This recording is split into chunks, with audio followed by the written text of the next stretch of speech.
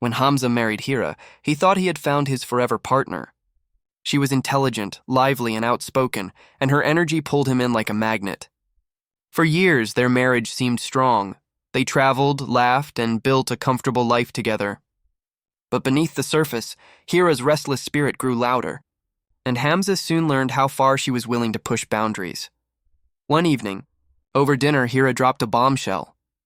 "Hamza," she said carefully, "I've been thinking, maybe we should try an open marriage. You know, give each other freedom. Other couples do it. It doesn't mean we love each other less." Hamza stared at her, stunned. His fork clattered against the plate. "Are you serious? You're saying you want to sleep with other men while still being my wife?" Hira tried to sound rational. "It's not about sleeping around, it's about exploration. We'd have rules, boundaries. I just don't want to feel trapped." Hamza's jaw tightened. He had always believed in loyalty, in building trust through exclusivity. The idea of sharing his wife with another man was unbearable. "No," he said firmly. "That's not marriage, Hira. If you want an open relationship, then you don't want me."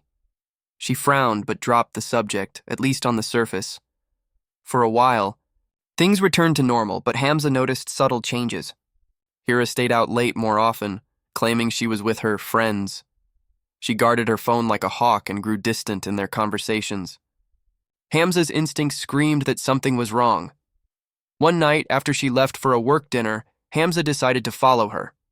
He trailed her car across town until she pulled into the parking lot of a hotel. His heart sank as he watched her step out, dressed in a sleek black dress, and meet a man waiting for her by the entrance. They kissed, boldly, shamelessly, as though she wasn't married at all. Hamza gripped the steering wheel, torn between rage and heartbreak. But instead of confronting her then and there, he took out his phone and recorded everything.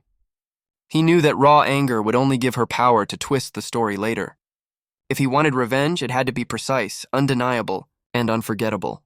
Over the next 2 weeks, Hamza gathered more proof, screenshots of messages, photos of her meetings, even records of her hotel reservations. He built a file so airtight that not even Hira's silver tongue could talk her way out. Then came the night of his revenge. It was Hira's birthday, and she had invited close friends and family to celebrate at their home. The house was filled with laughter, music, and the smell of food. Hira glowed in her red dress, greeting guests as though nothing in the world was wrong. When it was time to cut the cake, Hamza stood up, tapping a spoon against his glass. "Before we do this," he said, "I want to show a short video I made for Hira. A gift, if you will." The guests cheered, expecting a sweet montage of memories. The lights dimmed and the screen lit up.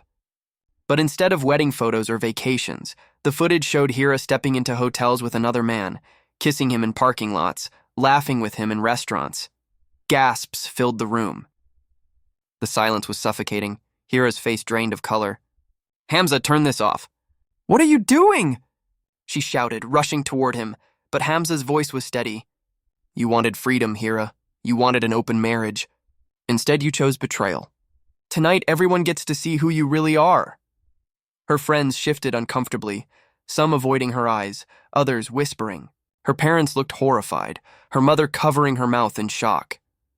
Hamza ended the video and continued, "I said no when you asked for an open marriage because I believed in loyalty. But instead of respecting that, you chose to cheat behind my back. That's not just disloyalty, it's cowardice." Hira burst into tears, begging him to stop, claiming it was a mistake, but the damage was irreversible. She had been exposed, not in private, but in front of everyone she valued. The next morning, Hamza filed for divorce. He included every piece of evidence in the case.